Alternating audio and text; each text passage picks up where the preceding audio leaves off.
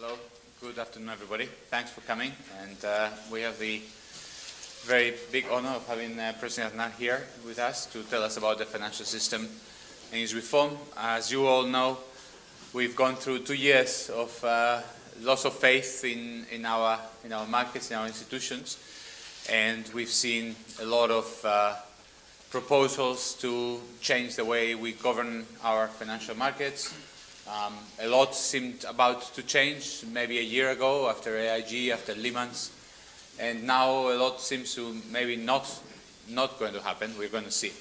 And we're very pleased to have President Aznar to give us his view on what should happen and what should not in the financial markets. As you all know, he was born in Madrid. He has studied law and been a tax inspector. He was afterwards a politician of the Popular Party and Prime Minister of Spain, President of the government for 2 terms, from 1996 to 2000 and then from 2000 to 2004. And as I say, it's a great honor for the LSE to welcome President Aznar to our hall. Thank you.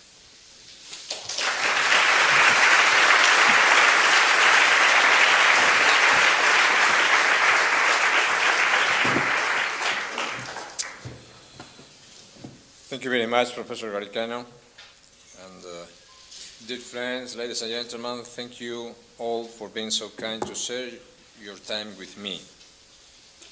As Professor Garicano said, I am here today to present to you the latest strategic report conducted by the FICE Foundation, titled The Reform of International Financial System, a Proposal with the Lessons for the Crisis. This is an extensive analysis on the current economic crisis, in which a diagnosis on what has happened is provided. It also contains what we consider are the appropriate measures to heal the international financial system. For those of you who may not know it, I have been chairing FICE Foundation since its creation 20 years ago. At FICE, we believe in free markets as the most powerful tool for human development. We hold respect for individual rights and liberties as essential. And we are strong advocates of the Atlantic Alliance. This is the partnership between Europe and America as the best way to preserve democracy, freedom, our security, and prosperity. I can assure you that FICE is an excellent think tank. And this report is an excellent report. I am very proud that through our constant work, we are contributing to strengthen these values. Our purpose is to create, promote, and disseminate ideas based on political, intellectual, and economic freedom. Ideas that can offer policy alternatives to socialism and interventionism, and ideas based on reality that can be applied on practical terms. These ideas are those that have inspired this report, because we know that ideas, good ideas, can shape a better world. Free and open markets have proved to be the best economic system. Free markets make free people. The current financial and economic crisis has provided some with the perfect excuse to criticize free market economy and present it as the sum of all evils.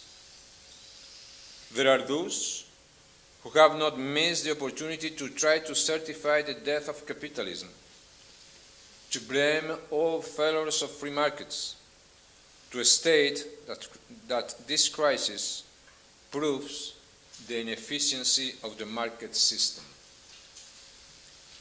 I do not share these alarmist opinions that try to blame free markets for the current crisis.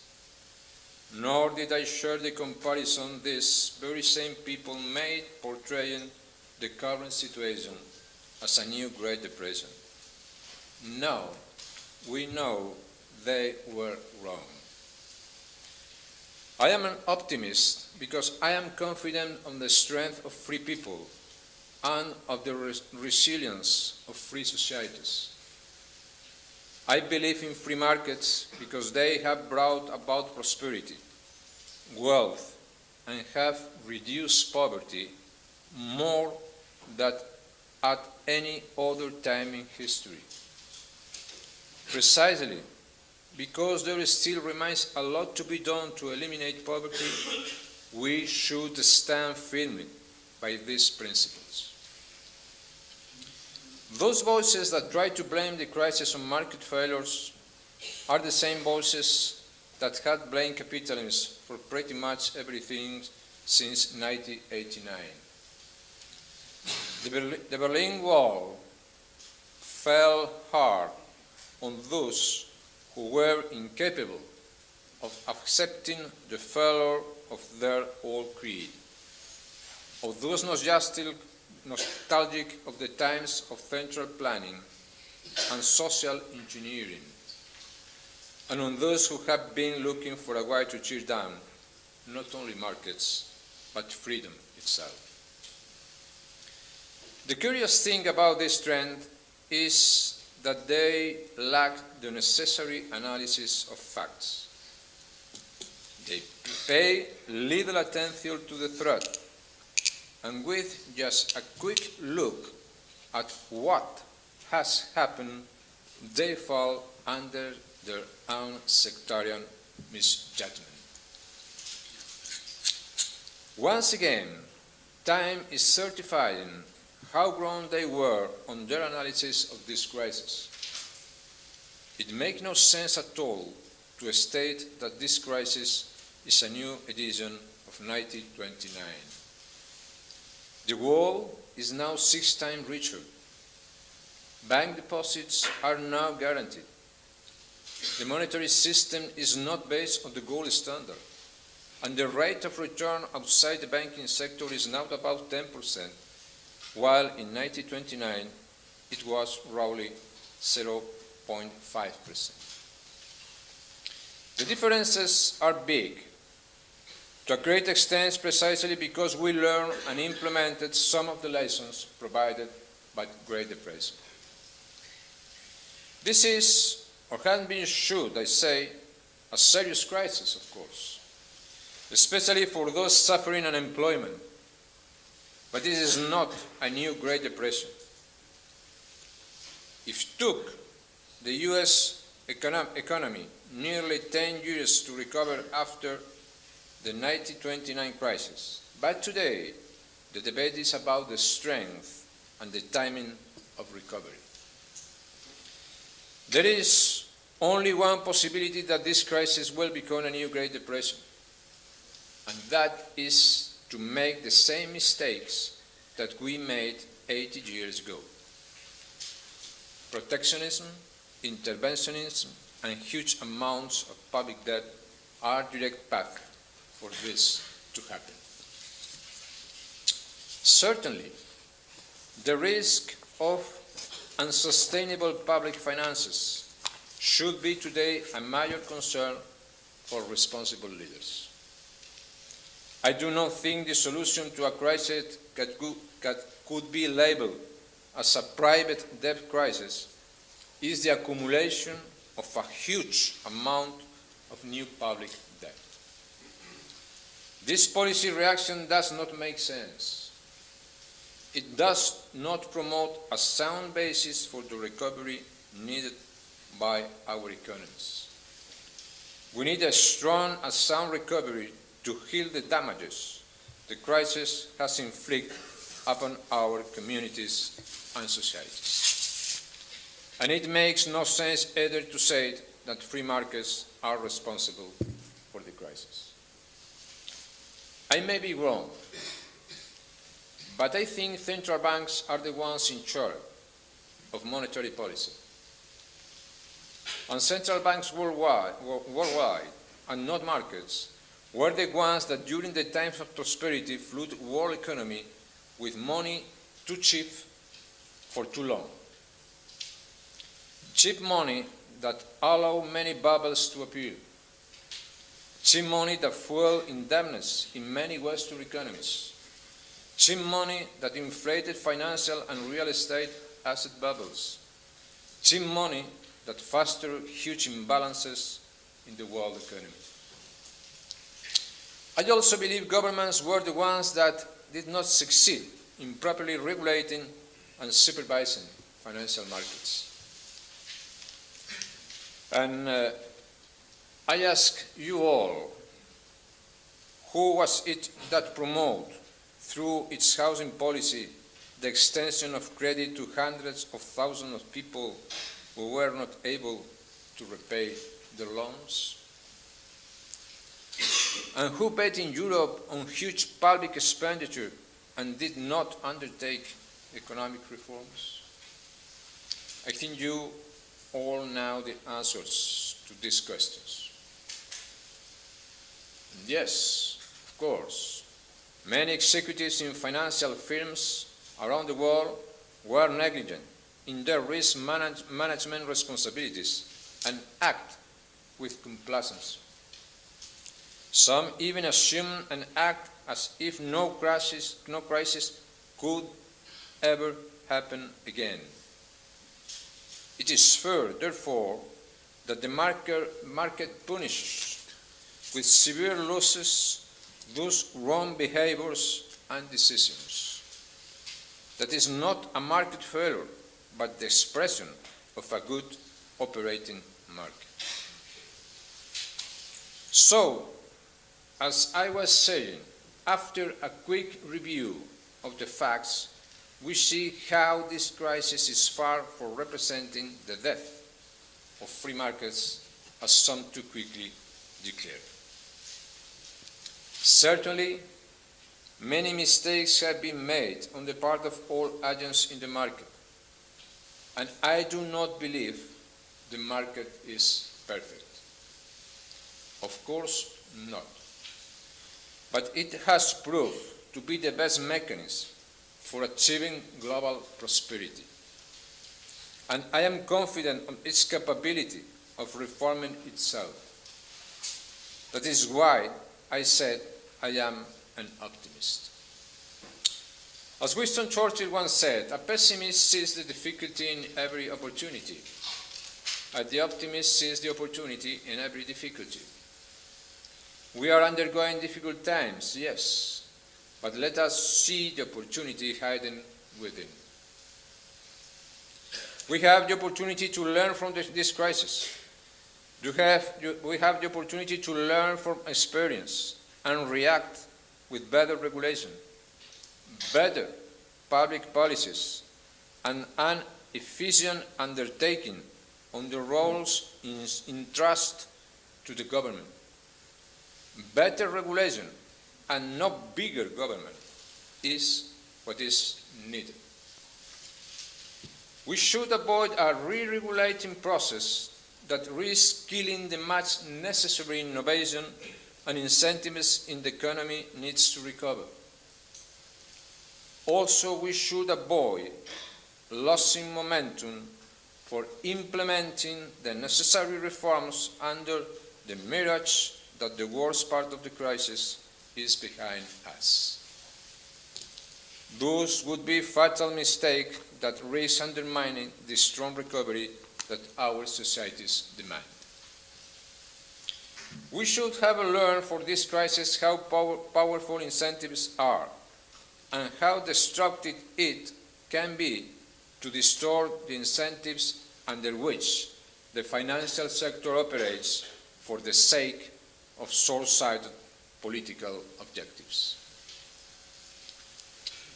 When I commissioned two prominent Spanish economists, Fernando Fernández and Fernando Navarrete, the task of undertaking this report, I simply asked them two simple questions.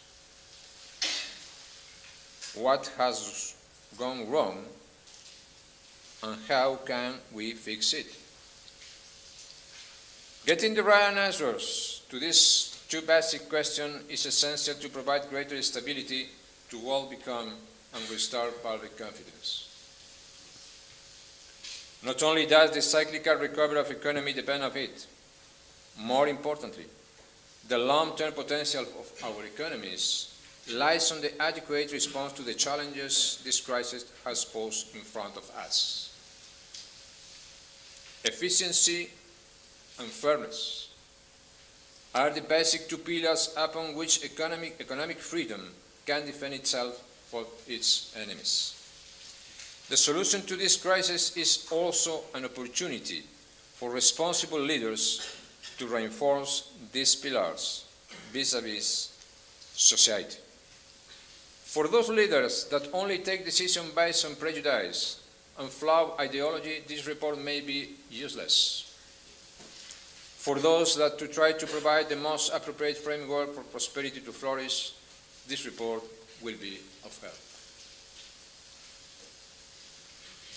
Dear friends, we have to learn from this crisis that at the onset of the crisis, the policy instruments in the hands of governments were inadequately prepared for a world of greater economic and financial interdependence, complexity, and openness. Contrary to those that see in globalization the cause of all harms, I see its potential for delivering wealth and prosperity to those that for too long were kept away of opportunities. But as economists say, there is no such thing as a free lunch, and to take full advantage of these new opportunities, government tools and policies have to adapt to the new requirements of a global economy. The political reactions to the financial crisis have broken all traditional prescriptions. The challenges we face highlight the need for a new rules-based setting to which all participants in the financial markets can abide by. New rules especially designed to be applied also in times of systemic crisis are needed. This new way of thinking should lead to predictable, anticipated, and efficient government reactions. Rules that known beforehand could increase public confidence in the resilience of the system, prevent future crises, and alleviate the impact of those that inevitably will continue to occur. Public policies should promote and reward some risk-taking and management. Regulation should take into account systemic risk and increasing the dependence in the global financial sector. As you all know better than I do, bubbles are created when monetary and credit conditions are too loose for too long. And we had witnessed too much of this prior to the crisis. In this report, you might find in detail some proposals to increase the effectiveness of central banks to attain two objectives, not always easily compatible, as price stability and financial stability.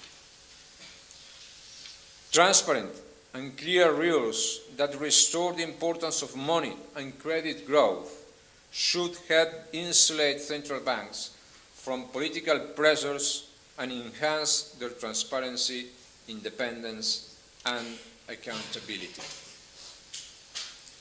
In the area of financial regulation, current re-regulating trends pose the risk ending up with a new regulation which is too interventionist, that will create new regulatory arbitrage opportunities and reduce innovation. In this area, it is essential to encourage financial institutions to adopt business strategies that promote greater financial stability. The proposals in this report aim to encourage innovation to lead to a more robust financial system. In this vein, bank strategies where are considered to increase systemic risk should be charged extra capital requirements according to a proposed new macroprudential pillar to be included under renovated international capital adequacy standards. The implementation of this approach will serve to reduce excessive risk-taking and also reduce the procyclical effect of current solvency rules. In any case, no matter how good financial regulation will be, we must recognize that the export supervisory intervention will still be required in the future. And you all know that the cost of a banking crisis is lower the sooner it is detected and the sooner the intervention takes place. Therefore, supervisors should have the capacity to intervene preemptively, gradually, and with legal certainty when the solvency of financial institution or the stability of the system is threatened. Also, international crisis management should be reinforced by pre-agreed and binding commitments by the governments in which an international bank operates. Public interventions will only serve a sustainable purpose if they meet the principle of rewarding prudent behaviors, or at least they do not damage the competitive position of those institutions that do not need public support. Unfortunately, this has not always been the case during this crisis.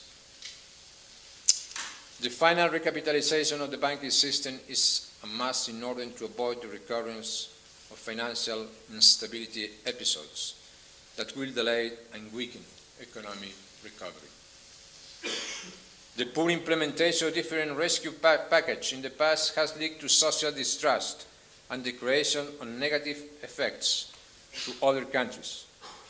In the end, this has given rise to the emergence of a new financial protectionism that is even more pervasive than traditional protectionist measures. A more fruitful approach will be a coordinated recapitalization strategy of a viable, although undercapitalized credit institutions along the following principles: full transparency, maximum efficiency and taxpayer protection in the use of public funds, minimum public sector involvement in banking management, use of prices generated by competitive procedures among private parties, and a clear public sector exit strategy. And let's be clear when talking about recapitalization package. This is not about rescuing imprudent banking managers, shareholders, or bondholders with taxpayers' money. This is all about protecting the legitimate interests of depositors and taxpayers. In Europe, we face all the above-mentioned global challenges, but in addition, we are amidst the process of increasing financial markets integration. One of the lessons for the crisis is that, at least for those countries in the euro area, real financial sector integration with no regulatory hurdles across borders is necessary to fully enjoy the benefits of the single currency. This integration process could be spurred and speed up if countries could agree on a single European voice in certain international institutions, like the IMF. Certainly the task ahead is not easy. We are now facing a reform process that will shape the international financial system for the decades to come. We need to get it right to grasp all the potential of an open, prosperous, innovative, and state global economy.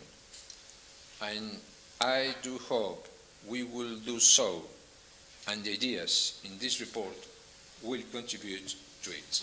Thank you very much for your attention.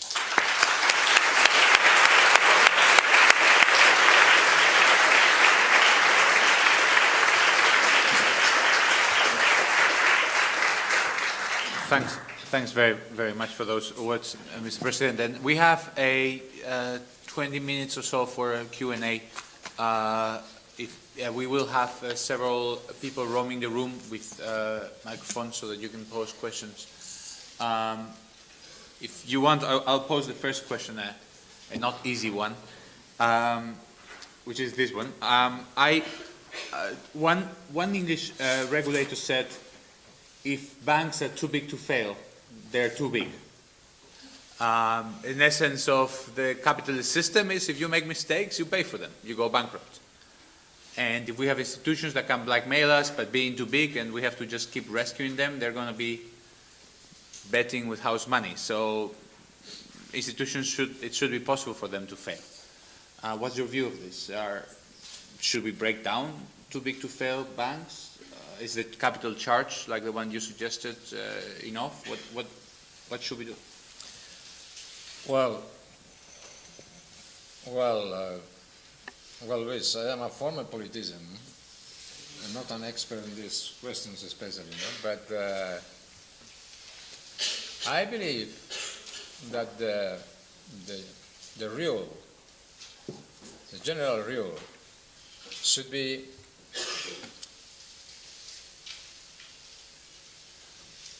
to maintain the idea that if a bank or a financial institution are enormous problems without capacity to resolve, is needed to the intervention of the administration, change the management of this company, and maybe intervene the company and sell the company. This is the rule. I accept there is some cases is extremely complicated, and to discuss about the big of the bank can be problematic. Now, but in general, for me, the rule is this, because it's the more important idea, method to clean the financial system, to eliminate bad behaviors, to eliminate bad management, and to establish new possibilities for new institutions and new banks. Anyway, avoid the collapse of the financial system is a good decision for the current leaders, in favor of the current leaders, in my view. Take the resolution of the crisis, put the resolution of the crisis in increased deficit and debt in other countries is a serious mistake, in my view, for the current leaders. Thank you. I have a question up there and one down here, please. If you don't mind, identify yourself before the question so that we know. Yeah, my name is Paul Stickley. I'd actually like to remind Mr. Aznar that he was in power up to 2004. Several of his party members in Marbella and various other administrations are under in the courts because of their corruption and their nepotism over the building crisis. So I think it's a bit disingenuous to blame the PSOE for that. Both parties have had their noses in the trough. I thought your report was without substance and very vague. After hearing it, I'd say, God help capitalism. The second point was, you talk about free markets at the very beginning, but spend the rest of your lecture talking about intervention. I think that's a bit of a contradiction. Will you get to the question, please? Yeah, the question is, in Spain, the labour reforms, which I think most parties are agreed on, which I don't agree with, calling for the working class to pay for the crisis caused by the capitalists and their advisors, including the likes of the faculty at the LSE. Why should the working class pay for a crisis not of their making?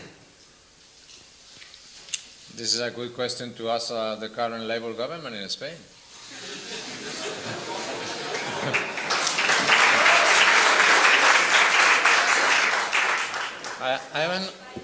No, this is a question of ideologies, not, but it's simply to me is to reflect facts. No? In equivalent terms, I am conservative, but in my time in government, we created more than 6 million new jobs in my country. during 8 years. 8 years. For working class, exactly. More than 5 million new jobs. When I take office, the number of workers in Spain are exactly 12 million people. When I left office, almost 18 million people. This is a good social revolution in my view, and to create a machinery, to create new employments, is the responsibility of the governments that don't take the good decisions and don't promote good policies. The result in this moment is 20% of unemployment in Spain and more than 500 million unemployed. This is the response of different policies. Facts in economy are extremely important to be respected. Next question, please. Next question, please.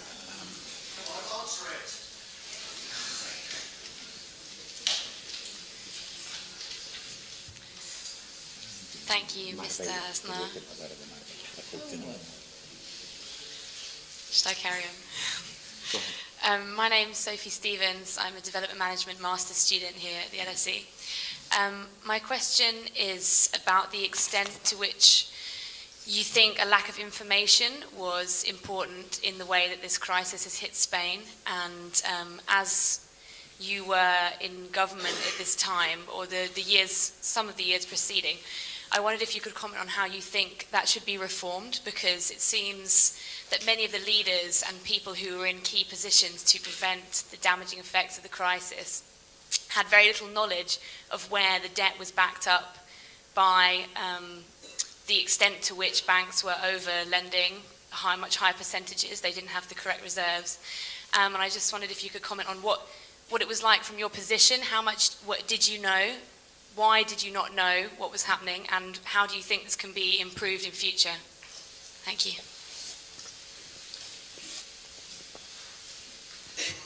I published recently a book called Spain Can Leave Crisis.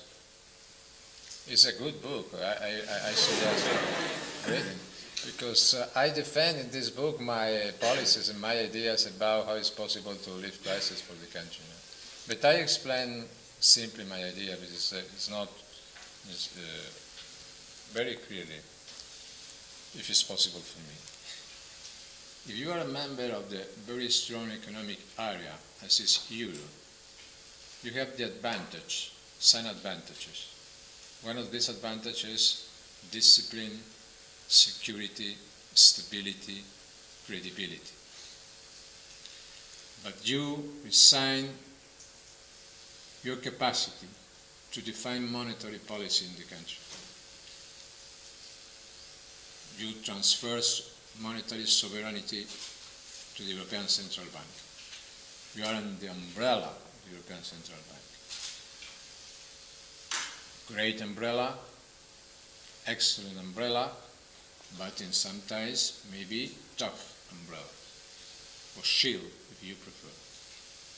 If you have the guarantee of stability and security in one hand, and you renounce to the possibility to make competitive devaluation and your currency in times of crisis, you have the responsibility to balance this situation.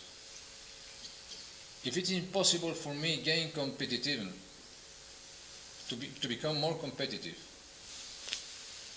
with taking monetary decisions, I have the responsibility to take decisions in favor of more flexible economy, more flexibility in economy.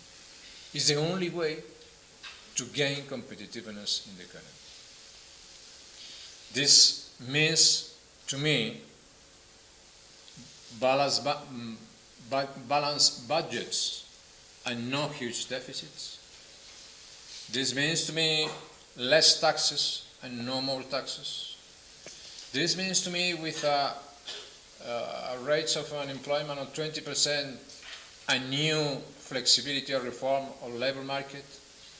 This means to me more liberalization in different economic sectors, more privatization, especially in the local and regional administrations, more openness to the competence in the world, more free trade.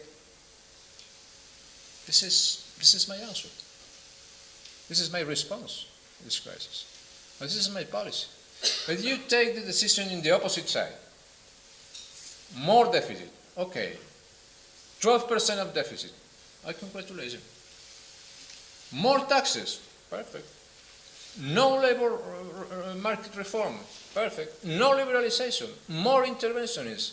More indebtedness. Well, this is the other way. But the result of this way is that the crisis in the country is more deep and more difficult to live than the crisis in other countries.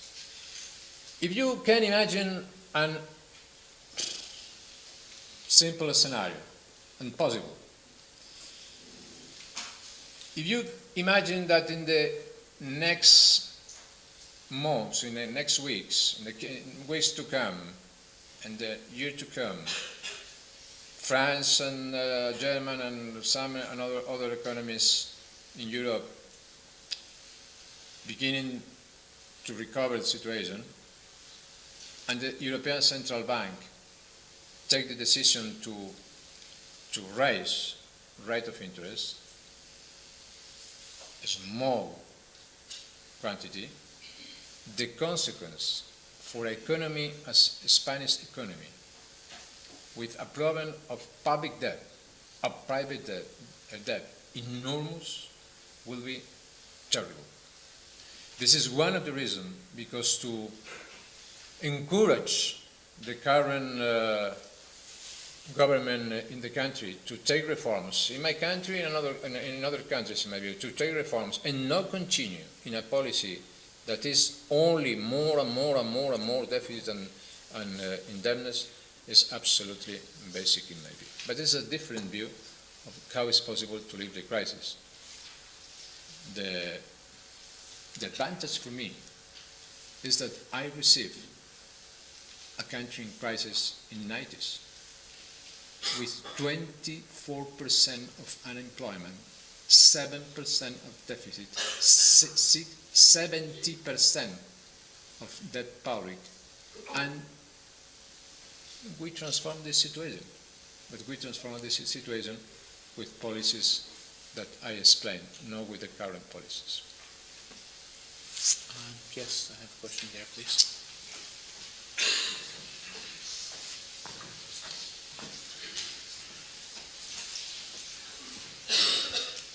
Hello, I'm a student in European political economy here at LSE, and I would like to know what you think of the European approach on the crisis, and especially the policy of Nelly Cruz, the competition commissar.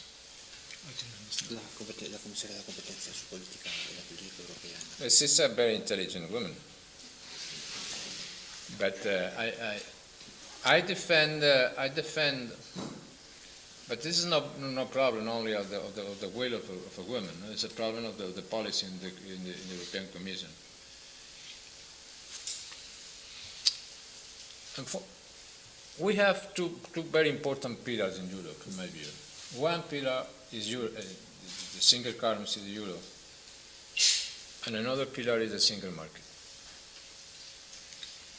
If you must take care of single market, and now we have a lot of problems in single market, because all this neo-protectionism in different countries in the world is a problem for us. And all the efforts to sustain this possibility of to maintain it, to gain competitiveness, I think is very, very important, and I appreciate very much the policy of the Commissary Crisis.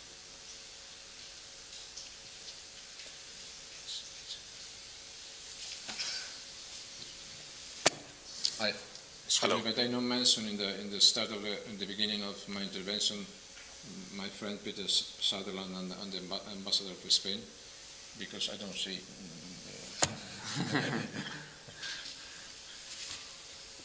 Hi. I looked the first ranch, but not the second ranch. Please, go ahead. Hi, Mr. Excuse Aznar. me. That's fine. My name is Fernando Diaz. I have a question about, you mentioned there is an opportunity in every crisis, and I was listening to Jim O'Neill from Goldman Sachs yesterday talking about his forecasts for growth for China, which are, above 13%, anywhere between 13 and 14% for the next quarter. Forecasts for Latin America also extremely positive, particularly Brazil. I wonder what's on forecast for Europe, as you know, obviously in the very low single digits. And I wonder what's your view on the opportunity for Europe. Maybe it's not based on growth. Maybe it's based on a different measure, like the President of France is actually proposing or investigating. And I wonder whether there is a measure there that you think is the right measure for Europe, that may not be the same measure for emerging economies, that we should actually use as a plan to actually execute policy and execute eventually some of the ideas that you were suggesting. This is a very important strategic question. And that is, in my view, the most important decision for the current European leaders. I do not believe that all the institutional debate were really important for Europe. The question is, how is it possible for Europe to increase our influence in the world? How? Technologically, military, demographically, or economically? In my view, the only opportunity for Europe is economy, to improve influence in the world.